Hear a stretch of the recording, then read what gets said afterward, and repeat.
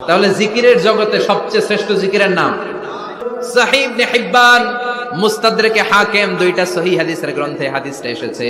সাইয়েদনা আবু সাঈদ আল খুদরি হাদিসের বর্ণনাকারী বিশ্বনবী বললেন, মুসা আলাইহিস সালাম আল্লাহর ডেকে বললেন, আল্লাহ আল্লিমনি কালিমাতান আদউ বিহা, ও আল্লাহ এমন একটা স্পেশাল জিকির আপনি আমারে শিক্ষা দেন, এই জিকির দিয়ে আমি আপনারে ডাকবো, এই জিকিরটা জানবে শুধু আমি আর জানবেন আপনি, দুনিয়ার কেউ জানবে না। এমন একটা জিকির শিখান যে জিকিরটা কেউ জানে না, জানবে শুধু আমি আর জানবেন আপনি। আল্লাহ বললেন, মুসা পড়ো লা ইলাহা। মুসা আলাইহিস সালাম বললেন, আল্লাহ জিজ্ঞেস করলাম কি আর কইলেন কি?